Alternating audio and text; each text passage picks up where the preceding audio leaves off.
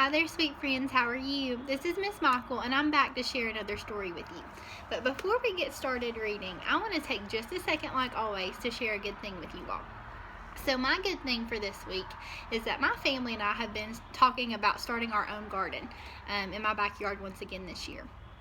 So that reminded me of one of my favorite stories about two characters who had a garden. So one was a lazy old bear and another one was a tricky old hare. So let's see what our story's about today. The name of our story is Tops and Bottoms. Before we dive in and get started reading, I want to take just a second though and review the parts of our book. So let's go ahead and review. If we look at this part of our book, or the name of our book, what's that called? I'm going to mix it up on you today. What do we call this part of our book when we flip it over? What's this part of our book? When we turn our book to the side, what do we call this part of our book? If we're looking at this whole part of our book, what do we call that? And when we open our book up, there's a certain page. Went a little too far. There's a certain page that tells us the title, and it sometimes gives us information about the author and the illustrator. What do we call that page in our book? Right. I'm glad that you were able to hopefully remember once again the parts of our book that we learned together this year. So looking at this book, it says that it was the author and the illustrator of this book is Jeanette Stevens. So the author and the illustrator are the same person. So take just a second with whoever you're with and tell them what the job of the author is and what the job of the illustrator is. Good job, my friends. I hope you were able to remember what an author does and what an illustrator does. Looking at the cover of this book, do you think our story is going to be a narrative text or an informational text? So with whoever you're with right now, I want you to turn to them and tell them whether you think this story is going to be a narrative text or an informational text. Okay, let's go ahead and get started reading. So Tops and Bottoms by Jeanette Stevens.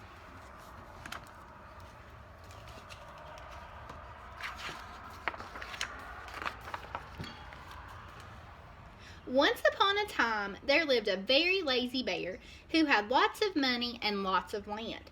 His father had been a hard worker and a smart business bear, and he had given all of his wealth to his son. But all Bear wanted to do was sleep.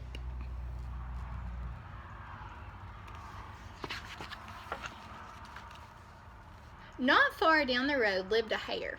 Although Hare was clever, he sometimes got into trouble.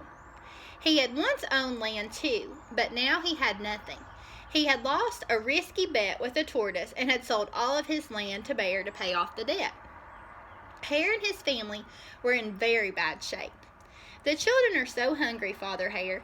We must think of something," Mrs. Hare cried one day. So Hare and Mrs. Hare put their heads together and cooked up a plan.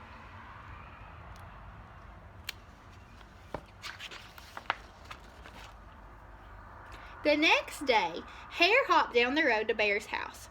Bear, of course, was asleep. "Hello, Bear, wake up. It's your neighbor, Hare, and I have an idea." Bear opened one eye and he grunted. "We can be business partners," Hare said. "All we need is this field right here in front of your house. I'll do the hard work of planting and harvesting, and we can split the profit right down the middle. Yes, sir, Bear, we're in this together. I'll work and you sleep." "Huh?" said Bear. "So what'll it be, Bear?" asked Hare. "The top half or the bottom half? It's up to you, tops or bottoms." Let's see," Bear said with a yawn. "I'll take the top half." Hare, "Right, tops." Hare smiled. "It's a done deal, Bear."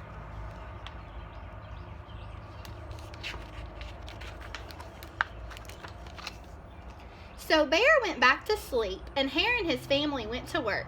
Hare planted, Mrs. Hare watered, and everyone weeded.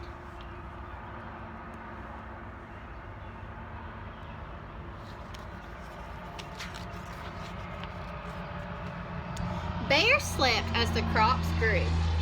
When it was time for the harvest, Hare called out, "Wake up, Bear! You get the tops and I get the bottoms."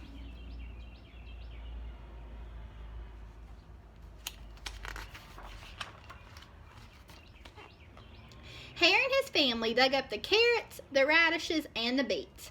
Hare plucked off all the tops, tossed them into a pile for Bear, and put the bottoms aside for himself.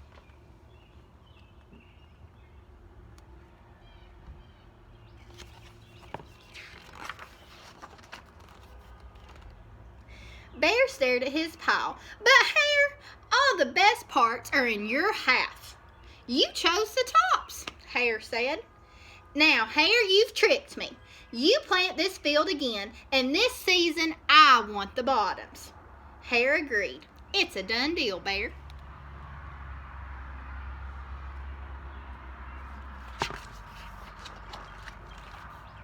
So Bear went back to sleep, and Hare and his family went to work.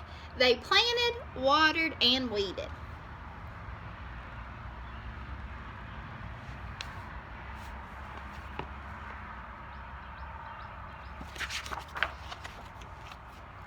Bear slept as the crops grew. When it was time for the harvest, he called out, "Wake up, Bear! You get the bottoms and I get the tops."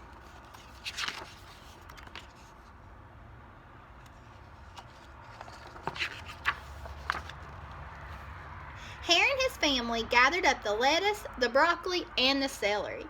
He pulled off the bottoms for Bear and put the tops in his own pile.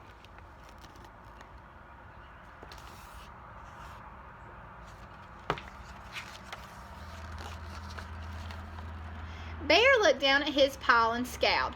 "Hare, you've cheated me again." "But Bear," Hare said, "you wanted the bottoms this time." Bear growled. "You plant this field again, Hare. You've tricked me twice, and you owe me one season of both tops and bottoms." "You're right, poor old Bear," sighed Hare. "It's only fair that you get both tops and bottoms this time. It's a done deal, Bear."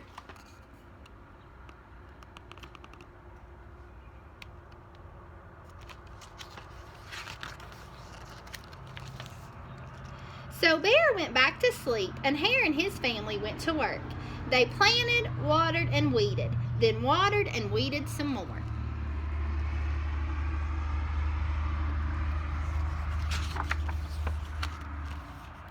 Bear slept as the crops grew. When it was time for the harvest, Hare called out, "Wake up, Bear! This time you get the tops and the bottoms."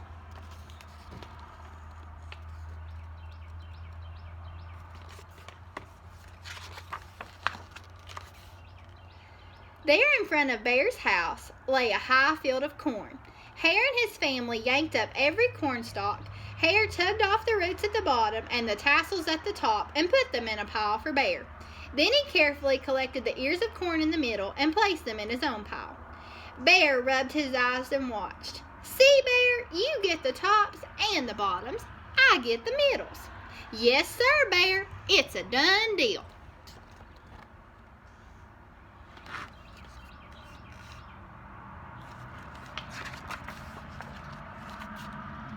By now, Bear was wide awake.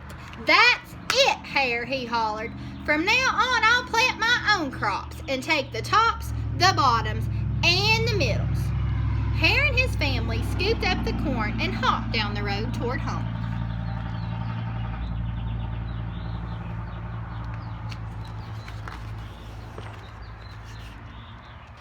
Bear never again slept through a season of planting and harvesting.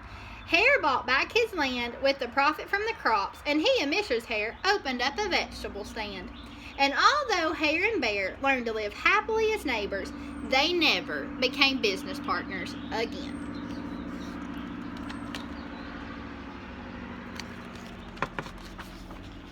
The end. So my friends, I hope that you will look on Class Dojo for some writing activities this week to go with this book. And I'll also be posting some fun art activities based on this book that you can do with your family. I love you all, I miss you all, and I can't wait to see you soon. Thank you for reading with me today.